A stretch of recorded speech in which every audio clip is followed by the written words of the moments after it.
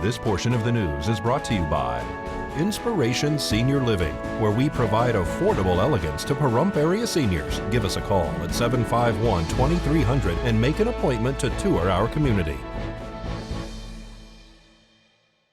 Pahrump Valley Fire and Rescue responded to a fully engulfed structure fire in Tecopa Monday afternoon. On mid-afternoon Monday, we were dispatched for a mutual aid assignment to the Tecopa or Inyo Fire District, and specifically in the area of Charleston View for a well-involved structure fire. It was thought that it was actually a manufactured dwelling that was well involved. There was numerous exposures. Upon arrival, we in fact found that a mostly consumed single-wide manufactured dwelling with a vehicle parked in very close proximity. We believe it was actually car parts, not actually a full intact vehicle. And the crews commenced a defensive exterior attack on that and halted it for the forward progress to any of the nearby exposures. Once Inyo was able to arrive on location, we turned the scene over to them, and they finished up the mop up and the overhaul of that fire. Was this an occupied residence? It did not appear to be an occupied. It appeared to be a vacant type structure. However, there was thought to be some recent activity at that site. Unknown whether they were dismantling portions of that structure or they were dismantling portions of the vehicles that were parked there. Inyo is a volunteer fire department, right? It is. And so they weren't able to get the crew together in time, or what was the delayed notification there? The initial report to us is that they were in the process of mustering a crew, which means assembling a crew. And upon arrival, we were there just a relatively short period of time, and their resources came in. They had a staffed ambulance and a staffed water tender, and they came over and took care of the rest of the job. Does the fire seem to be suspect, or is it accidental?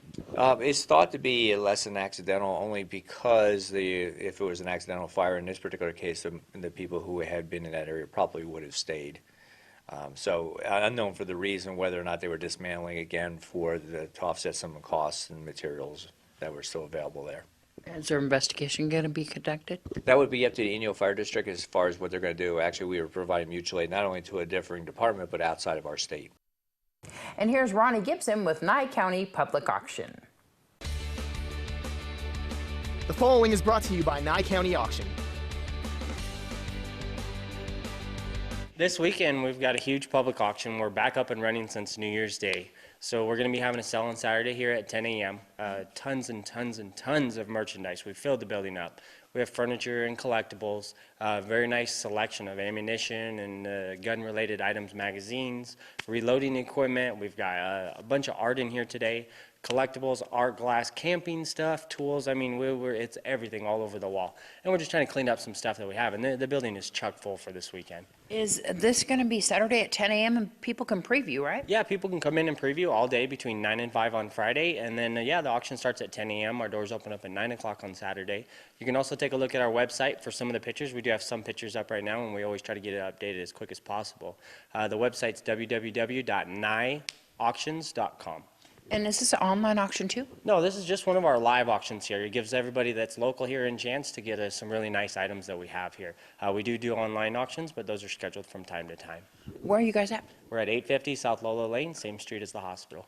All right, and what's the phone number for more information? Phone number, give us a call at 775-537-2500. And once again, that website? www.nyeauctions.com. The Board of County Commissioners had on their agenda a presentation, discussion, and deliberation regarding Draft 6 for Stage 1 of the Groundwater Management Plan for Basin 162. So that would be my motion for a plan to go back to the Water Board, thanking the committee for their time and turning this back over to the Water Board where I believe it should have stayed to begin with. This may also come under perjury through omission. I don't really know. Another definition describes. Let's stay on. Another definition of fraud includes deceit, trickery, sharp practice, or breach of confidence perpetrated for profit or to gain. Mr. Chairman, I'd like to ask the DA for an opinion on this. He's accusing the people of the committee of fraud and misrepresentation. Is this? I'm defining. If the shoe fits, you're claiming it. That's fine. I wasn't on that committee, sir. I'm defining what. You directed it to that committee. Okay, guys, I'm not going to have argument. Okay. I'm not going to have argument, and again, the public is Under the Public's going to give us what they want to say. We really don't have. under pretense of Hold on water. 1 second, let me finish this.